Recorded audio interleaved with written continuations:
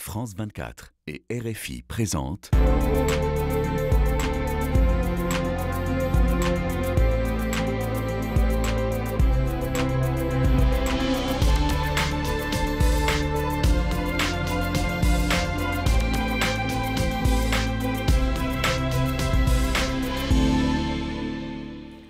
Bonjour à tous et merci de nous rejoindre pour Ici l'Europe. Nous sommes ensemble sur France 24 et RFI. Nous prenons tout de suite la direction de la Géorgie, petit pays du Caucase de 4 millions d'habitants, en partie occupé par l'armée russe depuis 2008. Un pays en ébullition avec des manifestations monstres contre l'adoption de la loi dite sur l'influence étrangère par le Parlement. Une loi calquée sur une autre adoptée d'ores et déjà à Moscou, alors qu'il a obtenu en décembre dernier le feu vert pour son statut de candidat à l'adhésion à l'Union européenne. Ce pays est regardé de très près par ses partenaires désormais. Même le veto de la présidente de Géorgie ne semble pas de nature à infléchir le gouvernement du parti Rêve géorgien, la formation du milliardaire Bidzina Ivanishvili. Et nous recevons pour en parler, eh bien justement, cette présidente géorgienne, Salomé Zourabichvili. Bonjour. Vous êtes en duplex avec nous depuis Tbilissi, la capitale de Géorgie. Vous êtes une présidente très opposée à cette loi. Alors le texte, rappelons-le, impose à toute ONG ou à tout média recevant plus de 20% de son financement de l'étranger de s'enregistrer en tant qu'organisation poursuivant des intérêts d'une puissance étrangère et se soumettant à un contrôle administratif. En quoi c'est bien dangereux pour votre démocratie ? Parce qu'on a vu les effets d'une loi identique, avec la terminologie identique telle qu'elle a été appliquée en Russie, et l'effet que ça a produit sur la société civile, les organisations non gouvernementales, les médias qui pratiquement n'existent plus. Alors ça n'est pas le cas de la Géorgie qui n'est pas la Russie, et donc c'est pas aussi facile. On a une résistance et une résilience un peu différentes, mais c'est la direction qui est prise par cette loi, qui a été présentée, il faut le noter, l'année dernière déjà, qui a déjà l'année dernière provoqué des manifestations de masse, qui a provoqué déjà l'année dernière des réactions extrêmement négatives de tous nos partenaires européens, l'organisation de l'OSCE et de l'ODIHR, et tout ça a provoqué le retrait de la loi l'année dernière, et la promesse par le Premier ministre de dire plus jamais cette loi, on a compris qu'il ne fallait pas, etc. On obtient en décembre le statut de candidat que nous octroient nos partenaires européens. C'est la liesse et l'enthousiasme dans la population, tout le monde fête, et 2 mois après, tout d'un coup, sans prévenir, le gouvernement remet cette loi, rejette ce pavé dans la mare qui est quelque chose qui est une provocation à la polarisation et une espèce de brûlot en quelque sorte, parce que tout le monde sait ce que ça a déjà provoqué. Et surtout, c'est fondé et c'est en parallèle avec une rhétorique extrêmement anti-occidentale, anti-européenne, qui ressemble beaucoup à la rhétorique du Kremlin. Les agents, tout le monde est agent de l'étranger, tout le monde travaille pour quelqu'un, tout le monde est financé, tout le monde veut la révolution, tout le monde veut un deuxième front contre la Russie, tout le monde est soupçonné de tout. C'est la grande théorie de la conspiration qui est proposée par le président du Rêve géorgien, M. Ivanishvili, dans un grand discours fleuve le 29 avril, qui est repris ensuite par absolument tous les leaders du gouvernement et du parti, et qui ensuite adopte cette loi par un vote absolument monolithique de l'ensemble du parti. Il n'y a pas une voix qui manque. Oui, alors justement, le parti du Rêve géorgien est passé en force au Parlement le 14 mai dernier avec ce vote. Ce vote a donné lieu à des manifestations impressionnantes à travers toute la Géorgie. Des leaders étrangers qui viennent sur votre sol avertir du désaccord des Européens et pourtant cela n'a pas fait reculer le gouvernement. Pourquoi pas ? Pourquoi pas ? Il faut leur demander. C'est la grande question. Pourquoi à un moment de progrès sur la voie européenne, que nous avons un certain nombre de réformes très importantes à prendre très vite pour pouvoir obtenir l'accession aux négociations. À ce moment-là, cette session parlementaire est utilisée non pas pour aller dans ce sens, mais pour au contraire jeter un espèce d'obstacle artificiel sur la voie de l'accession à l'Union européenne. Et c'est ça la question que posent les manifestants, c'est ça la préoccupation, c'est ça l'indignation. Il n'y a pas que cette loi, il y en a plusieurs autres, mais celle-là est devenue une espèce de centre focal de l'attention. Pourquoi est-ce que les autorités choisissent la voie de l'affrontement, la voie de la polarisation, la voie de la provocation de leur société? Parce que c'est même pas un affrontement de deux parties de la société. 80% de la société géorgienne veut son avenir européen et n'est pas prête à y renoncer. Et d'ailleurs, il est très intéressant de voir que derrière le narratif très russe, l'Occident veut nous renverser, l'Occident est l'origine de tous les maux. Derrière cela, il y a un codicile qui est ajouté depuis quelque temps, mais nous arriverons quand même à faire entrer la Géorgie dans l'Union européenne, dit le rêve géorgien, dit le gouvernement. Ça veut dire qu'ils ont simplement fait regarder leurs propres électeurs, leurs derniers supporters, le dernier carré Fidel, et ils ont constaté que là aussi, les gens ne veulent pas se voir privés de l'avenir européen. Ils ne veulent pas voir le pays privé de son avenir européen ou de ses visas, tout ce qui va avec d'ailleurs. Regardons ce qui va se passer. Vous pouvez utiliser votre droit de veto contre ce texte et vous avez dit que vous vouliez le faire, mais de toute façon, il peut être quand même rejeté ensuite par la majorité au Parlement. Il n'y a pas de solution institutionnelle en tant que telle. Des solutions institutionnelles, il y en a si les autorités, comme elles le prétendent un petit peu dans les dialogues non publics, il y en a s'ils veulent faire une concession.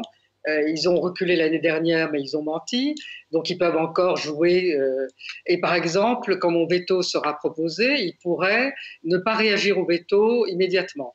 Laisser cette loi, en quelque sorte, comme une épée de Damoclès qui pendrait au-dessus de la société civile, mais sans acter sur le veto, c'est-à-dire sans recourir au vote majoritaire qui rejetterait le veto. Ils peuvent aussi reprendre la loi. Ils ont beaucoup d'armes en leurs mains. Moi, je n'en ai qu'une, qui est le veto, et qui a une portée extrêmement symbolique. Tout le monde sait très bien que ce veto est un veto politique, c'est un veto symbolique, mais ils veulent que l'expression dans la rue de ce que la population a dit, c'est-à-dire nous voulons sauver notre avenir européen, soit aussi dit à un niveau institutionnel par la présidente, et c'est ça que je vais faire. Et d'ailleurs, il faut savoir aussi que la Constitution, qui est un article qui impose à toutes les institutions étatiques de faire tout ce qui est en leur possible pour favoriser l'avenir européen et la marche vers l'Union européenne, m'impose à moi aussi cette action qui est de bloquer tout ce qui va à l'encontre, en revanche, de la voie européenne de la Géorgie. Donc c'est ce que je ferai. Une partie de ces manifestants aussi appellent à des sanctions occidentales. Que peut faire l'Union européenne? Qu'est-ce que vous attendez, j'ai envie de dire, comme réaction de l'Union européenne? Alors moi, je dis très clairement que sur la question des sanctions individuelles, je ne me prononce pas parce que je n'ai jamais vu nulle part un président se prononcer sur des sanctions individuelles envers qui que ce soit. Je suis la présidente de tout le monde. En revanche, je pense que l'Union européenne a un devoir de clarté aujourd'hui. Elle doit se prononcer à côté, et c'est ce qu'ont fait d'ailleurs les ministres qui étaient présents à Tbilissi, les parlementaires qui sont venus, elle doit soutenir une population qui est très clairement pro-européenne et qui défend son avenir européen. Deuxièmement, elle doit se porter en désaccord, critiquer et très fermement et très radicalement les déclarations et le discours politique des dirigeants. Il faut leur dire c'est terminé ou alors on n'a pas le moyen de se parler. C'est pas possible d'avoir ce double langage qui est d'un côté je vous assène de toutes sortes de critiques et d'insultes, et il y avait des insultes, y compris par le président du Parlement géorgien envers les parlementaires présents à Tbilissi, notamment le représentant du Bundestag. Ce n'est pas possible d'avoir ces deux langages, donc il faut qu'ils choisissent. Troisièmement, il faut être très clair sur ce qui va arriver ensuite. C'est-à-dire qu'il faut laisser la population géorgienne choisir son avenir dans ces élections qui sont à notre porte le 26 octobre et qui seront de facto une forme de référendum. Si elle confirme qu'elle veut son futur européen, Et à ce moment-là, l'Union européenne réagira comme elle le souhaite et comme elle le pense et comme elle le doit. En revanche, si jamais, ce que je ne crois pas, mais si jamais la population géorgienne faisait une décision dans un autre sens et disait finalement je ne suis pas si sûr de ce que ça, de mon avenir européen et de vouloir le défendre à tout prix, à ce moment-là, tout est justifié. Les sanctions sur le pays comme sur la Géorgie, c'est-à-dire l'arrêt de la pose de la candidature ou d'autres choses. Jusqu'où peut aller le rêve géorgien qui, vous le disiez, a remis quand même sur la table cette loi qu'il avait abandonnée? Est-ce que vous croyez à la possibilité d'un scénario similaire à l'Ukraine en 2014, puisqu'on voit justement des manifestations qui sont réprimées de façon importante et qu'il y a un rapprochement effectivement avec la rhétorique russe? Il y a un rapprochement avec la rhétorique russe, mais les rapprochements et les comparaisons avec des situations très différentes ne sont jamais raison. La situation de la Géorgie est très différente de l'Ukraine à l'époque et personne ne sait jusqu'où peuvent aller les dirigeants du rêve géorgien qui semblent être enferrés dans une espèce de fuite en avant et la réponse à cette fuite en avant, nous l'avons. Ce sont les élections, c'est des élections référendaires dans le calme. Moi, ce que je veux absolument noter, c'est que la population est absolument pacifique, que toutes ces manifestations sont des manifestations pacifiques, où il n'y a pas une voiture brûlée, il n'y a pas une vitrine qui est volée en éclats, il n'y a aucune violence parmi les manifestants, il n'y a même pas de violence verbale de la part des manifestants, et c'est très intéressant. Je viens de rentrer cette nuit sur les réseaux sociaux, sur l'un des groupes de ces jeunes qui sont un peu les organisateurs spontanés de ces manifestations, et à la différence des réseaux sociaux que moi je connais en Europe ou même ici, il n'y a aucune insulte, aucune violence verbale. Tout ça est dans l'organisation, les idées nouvelles, qu'est-ce qu'on peut faire, comment est-ce qu'on peut parler à nos amis en Europe, leur demander de nous envoyer des petites vidéos, beaucoup de créativité, très peu de violence, absolument pas de confrontation. Alors il y a de la violence de la part des forces spéciales, et non pas des forces de police régulières qui sont là de façon assez inutile parce que rien ne le justifie. Une demande à nos amis européens qui est de demander aux dirigeants de façon très très ferme d'appliquer ce qu'ils prétendent faire, les standards européens, qui demandent à ce que les forces spéciales soient identifiées par des numéros de façon à ce qu'il puisse y avoir des enquêtes quand il y a les cadres et les vidéos que l'on a vues où les gens jetés à terre sont violentés d'une façon qui est inacceptable dans un pays qui est, se veut et restera démocratique. Salomé Zourabichvili, d'autres lois, vous l'avez dit, qui marquent une dérive autoritaire, une modification du Code des impôts qui autorise à rapatrier les fonds déposés à l'étranger et permet de les soustraire à des sanctions occidentales. Ça, c'est une loi pro-oligarque en quelque sorte. On a la loi russe qui est soi-disant destinée à introduire de la transparence sur les financements des organisations non gouvernementales qui sont financées par nos amis et partenaires. Et cette loi qui a été passée en catimini pendant qu'il y avait les manifestations autour de la loi russe, en procédure d'urgence, en 48 heures, sans explication de l'impact sur le budget, sans un examen dans les différentes commissions. Et c'est une loi qu'on peut appeler une loi Ivanishvili ou une loi oligarque, mais qui peut être aussi utilisée plus largement par les gens qui sont menacés, sanctionnables, je dirais. Parce qu'à ce moment-là, ils peuvent rapatrier leurs fonds en Géorgie, créer très facilement ici une société qui reçoit non pas seulement les fonds, mais plutôt les capitaux mobiliers transférables, des œuvres d'art ou et pour ceux qui ne sont pas encore sanctionnés, ça peut être des flux financiers. Tout ça, c'est absolument pas transparent. Les lois d'application doivent être prises par le ministère des Finances dans l'obscurité la plus totale. Et pendant ce temps-là, les autorités nous parlent de transparence vis-à-vis d'organisations qui existent depuis 30 ans dans le pays et qui nous ont aidés à nous développer et à développer la démocratie en Géorgie. Voilà, et d'ailleurs le milliardaire Ivanishvili, dont la fortune est estimée à 1/5 du produit intérieur brut de la Géorgie. Effectivement, vous disiez, est-ce que c'est une loi Ivanishvili? On parle évidemment d'un autre sujet qui a beaucoup secoué l'Union européenne, à savoir sur son sol un attentat d'un tireur isolé contre le Premier ministre slovaque Robert Fico. Les Européens ont exprimé leur soutien. De quoi cette tentative de meurtre est-elle le signe? Le signe de la violence politique qui existe dans tous nos pays, particulièrement en Europe, aux États-Unis, dans tous les pays démocratiques. Et c'est ça qui est le plus inquiétant, c'est que ce sont dans les pays où les gens peuvent normalement s'exprimer, ils peuvent s'exprimer à la fois publiquement, dans la rue, manifester, et ensuite s'exprimer dans les urnes. Et c'est dans ces pays-là que tout d'un coup, cette violence politique est en train d'émerger alors qu'elle n'a pas lieu d'être. Alors elle est évidemment alimentée par ces réseaux sociaux qui sont anonymes, et l'anonymat facilite tout, et la brutalité de l'expression de cette violence verbale qui ensuite se transforme en violence politique. Donc c'est très grave, c'est très dangereux. L'Union européenne nous dit dépolariser, dépolariser, et ma réponse c'est toujours de dire je ne sais pas exactement quels sont les instruments de la dépolarisation, et personne ne les a encore inventés. Je crois que c'est dans la responsabilité des leaders eux-mêmes, et c'est pour ça que je trouve, si je reviens à la Géorgie, que je trouve le discours des dirigeants du rêve géorgien extrêmement grave, parce que la brutalité de leurs discours, leurs attaques contre l'opposition, contre la société civile et contre nos partenaires étrangers, et du même acabit que de ce qui génère ensuite des théories de la conspiration.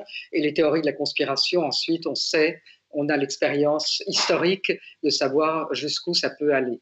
Donc tout le monde, devoir de vigilance et devoir de responsabilité, en particulier des gens qui sont en responsabilité.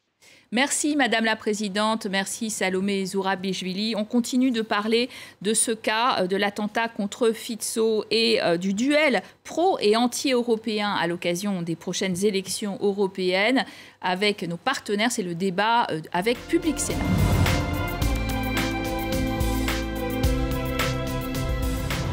Merci de nous rejoindre alors que nous sommes en pleine campagne pour les élections européennes. Le scrutin est en moins d'un mois, du 6 au 9 juin selon les pays. Un vote, on le rappelle, à la proportionnelle, à un tour seulement.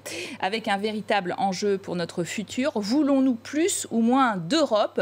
Deux projets de société s'affrontent dans cette campagne. Le fédéralisme européen face au souverainisme national. Et oui, alors que les sondages prédisent une progression par rapport à 2019 des deux groupes de droite eurosceptiques du Parlement européen. D'abord, le groupe Identité et Démocratie, qui rassemble notamment les Français du Rassemblement national et l'AfD allemande. Et puis le groupe des conservateurs réformistes européens, qui accueille par exemple les Italiens de Fratelli d'Italia, le parti de Giorgia Meloni, la chef du gouvernement italien. Ces deux groupes de droite radicale pourraient représenter pour la première fois dans l'histoire européenne 1/5 de l'hémicycle du Parlement. Et puis c'est une campagne européenne marquée par deux faits d'actualité aussi. Aux Pays-Bas, l'extrême droite du Parti pour la liberté vient de réussir à former un gouvernement de coalition avec 3 autres partis, dont la droite libérale du VVD. Et puis en Slovaquie, le Premier ministre souverainiste et pro-russe, Robert Fico, a été victime d'un attentat, ce qui a provoqué l'émoi au sein de l'Union européenne. Alors pour en parler aujourd'hui, nous sommes en compagnie de deux invités. Oui, d'abord Philippe Ollivier, bonjour. Bonjour. Vous êtes eurodéputé français, membre du RN du Rassemblement national en France et du groupe Identité et Démocratie au Parlement européen, donc à droite toute de l'hémicycle. Et puis en direct de Bruxelles, on accueille Karen Melchior, bonjour. Vous êtes eurodéputée danoise et membre du groupe Renew Europe au Parlement.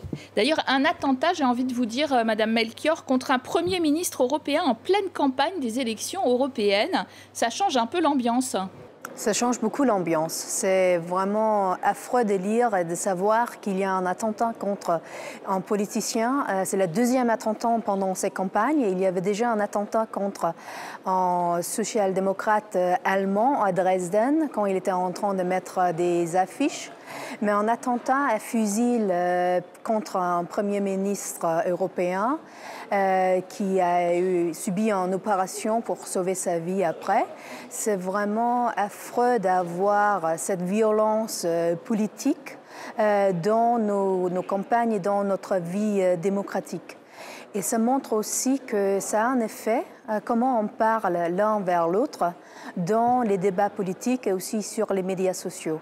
Le monsieur qui avait attaqué Robert Fico, il avait eu un passé avec des pro-russes militantes, très changé ses positions et très actif sur des médias sociaux aussi. Et on voit que les mots ont des effets sur les actions de personnes. Et on a eu en Slovaquie un débat politique très violent en mots contre l'opposition. J'ai un collègue qui a été appelé comme rat par la partie de M. Fico il y a seulement moins d'un mois.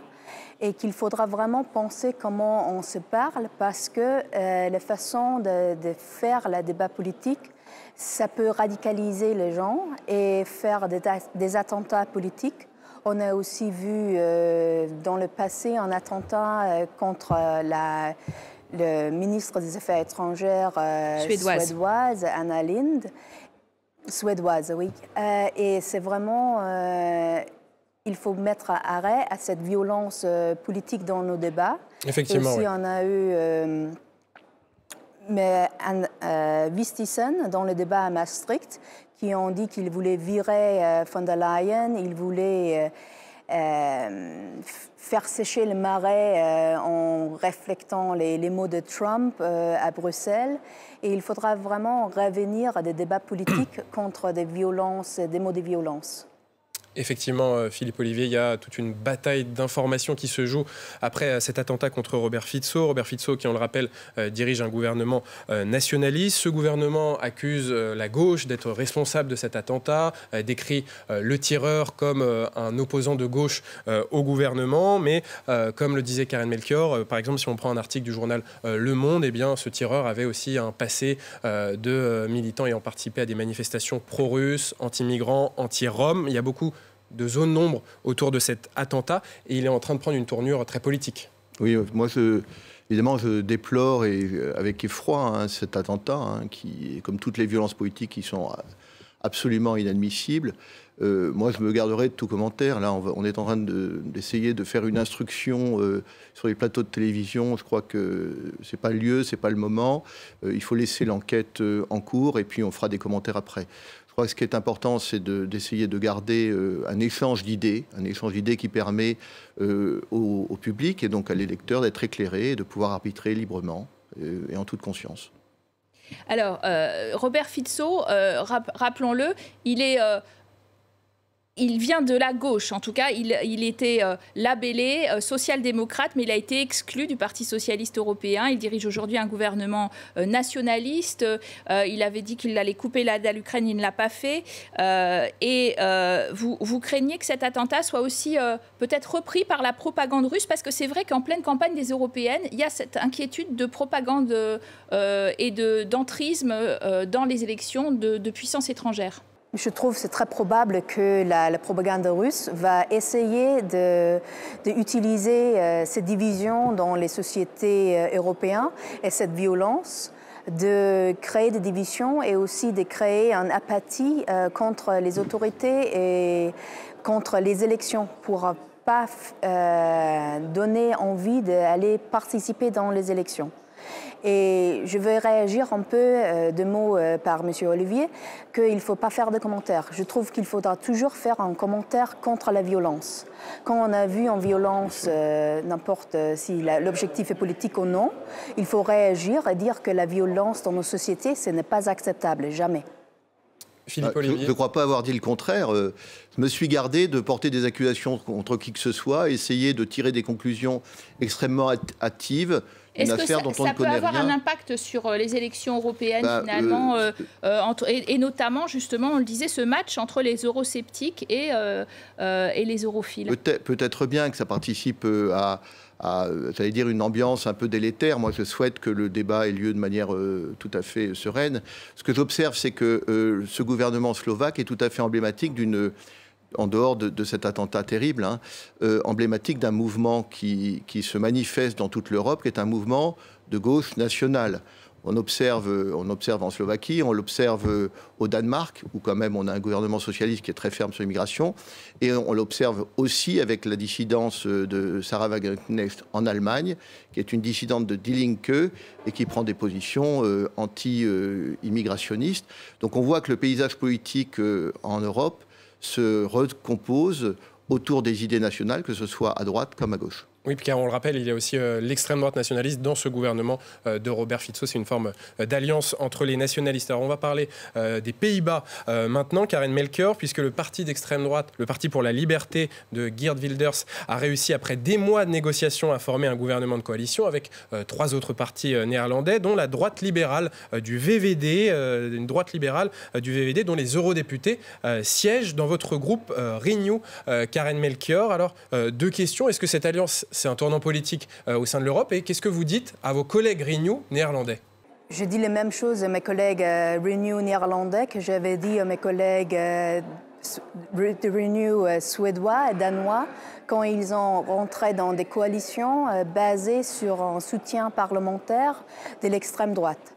C'est un choix que moi, je n'avais pas fait. Mais c'est un choix qu'on puisse faire dans Pays-Bas, Suède et Danemark qui est impossible à faire en Espagne, en France et en Allemagne. Mais on fait des coalitions en Danemark et en Pays-Bas avec tout le spectre politique après les élections. Et je trouve que ça, pour moi, ça donne plus de pouvoir à l'extrême droite quand les socialistes danois adoptent des positions extrême droite dans leur politique. Et je trouve que c'est dommage que les VVD, ils ont fait ce choix, mais c'est quelque chose qu'on avait vu déjà avant. Ça qui change un peu, c'est que Renew avait signé un pacte de ne pas engager dans des coalitions, de ne pas faire la politique avec l'extrême droite. Mais quelques semaines après, ils ont fait ça au niveau national. Donc, est-ce qu'on peut vraiment faire confiance à cette pacte européenne si on ne les regarde pas quand on fait la politique au niveau national? Philippe Olivier, vous nous disiez que vous étiez content avant ce plateau, effectivement, d'une victoire de cette coalition hollandaise des nationalistes de droite en pleine campagne des européennes. Mais d'un certain point de vue, Geert Wilders, il n'a pas gagné son pari, alors qu'il est arrivé en tête, il faut dire, en tête, de devenir Premier ministre. Il n'est toujours pas fréquentable. Il y a eu encore un cordon sanitaire contre lui pour qu'il ne soit pas à ce top job, non? Non, il a fait un sacrifice de ses ambitions personnelles pour faire avancer ses idées. C'est tout à son honneur. Mais son parti, le PVV, qui est notre partenaire au Parlement européen, est maître du jeu politique en Hollande, c'est un événement politique majeur. Et j'observe que les digues sont en train de rompre. On l'a vu. On l'a vu en Italie, on le voit dans d'autres pays, comme la Suède, on le voit maintenant en Hollande, et tout ça préfigure une poussée nationale extrêmement importante dans toute l'Europe. Effectivement, on voit une poussée des nationalistes partout en Europe. Karen Melchior, est-ce que c'est la survie du projet européen qui est en jeu dans ces élections européennes? C'est toujours la question, mais je ne crois pas. Ce n'est pas l'extrême droite qui va tuer le projet européen cette fois. C'est plutôt la guerre d'agression hybride de la Russie qui met en danger le projet européen si on n'est pas au courant que c'est en guerre hybride qu'on est en train de vivre en Europe. On a besoin d'une Europe forte pour protéger nos nations, parce que nos nations ne puissent pas être fortes toutes seules, mais il faut avoir la collaboration européenne. Alors, depuis le Brexit, d'ailleurs, c'est vrai que vous ne proposez plus de sortir de l'UE ou de la zone euro, ni personne, d'ailleurs, à la droite de la droite. Est-ce que ça veut dire qu'on est mieux à l'intérieur, d'un certain point de vue? Et puis, à l'intérieur, pourquoi faire? Pour bloquer l'Europe? Pas du tout. D'abord, on ne quitte pas la table de jeu quand on est en train de gagner la partie. Et je pense qu'on l'a montré avec les élections qui ont lieu, qu'on est en train de gagner la partie en Europe. Moi, d'ailleurs, je ne confonds pas l'Union européenne et l'Europe. L'Union européenne n'est pas l'Europe. Et on voudrait nous faire croire qu'il n'y a pas d'autre solution comme modèle de coopération entre nations européennes que l'Union européenne. Or, il en existe d'autres et nous proposons une alternative. Et ceux qui nous expliquent qu'il n'y a pas d'alternative à l'Union européenne voudraient nous expliquer en fait qu'il n'y a plus de démocratie, qu'on n'a plus de choix. Mais vous ne voulez pas sortir de l'Union européenne? L'alternative, c'est en sortant ou pas sortant? Nous voulons réformer l'Union européenne, faire en sorte que les nations, les peuples, les États aient du pouvoir. C'est-à-dire que nous voulons transformer la Commission en secrétariat du Conseil, de manière à ce que le Conseil puisse décider... Donc plus de méthode communautaire, parce que la Commission, c'est la méthode communautaire, et le Conseil, c'est en effet le veto des chefs d'État. C'est une vision impérialiste, c'est-à-dire un État central qui domine les nations. Nous voulons que les nations restent souveraines et que des cercles de coopération puissent s'établir sur des sujets et que ces coopérations soient libres et qu'elles soient profitables. Vous parlez de souveraineté nationale, c'est intéressant, car le camp des europhiles est en train de changer de discours en ce moment et se met également à parler de souveraineté, mais d'une souveraineté européenne et non nationale, avec une Europe qui protège dans des domaines stratégiques comme le domaine alimentaire, la défense, le numérique, face aux appétits de la Chine et des États-Unis. Karen Melchior, vous les libéraux à la base, vous êtes en train de devenir protectionnistes. Je crois que c'est en tendance française, peut-être à la base, d'être un peu protectionniste pour promouvoir des champions nationales françaises ou européennes. Et c'est un débat qu'on a eu pendant ces dernières 5 ans. Je ne trouve pas que c'est nécessairement d'être protectionniste, de dire qu'il ne faut pas être naïf. Il ne faut pas être naïf de suivre des règles de jeu quand les autres ne suivent pas. Quand les États-Unis donnent des soutiens massifs à leurs industries, quand la Chine n'a pas des industries indépendantes, mais seulement des industries de l'État, il faudra regarder comment est-ce qu'on met en niveau d'équilibre entre nos entreprises et les entreprises dans le niveau mondial. Il faudra avoir une collaboration européenne là où ça donne du sens. Nous avons une collaboration entre des États souverains qui collaborent pour un marché uni, un marché commun, parce que c'est profitable pour chacun de nos États et ça ne met pas en danger la souveraineté nationale. Alors, vous êtes un peu, d'ailleurs, d'accord sur le mot de souveraineté, mais qui recouvre quelque chose de très différent. En quelques mots, parce qu'il nous reste peu de temps, Philippe Ollivier, maintenant que les europhiles sont engagés à bâtir une souveraineté européenne, elle est contradictoire de votre souveraineté nationale? Complètement.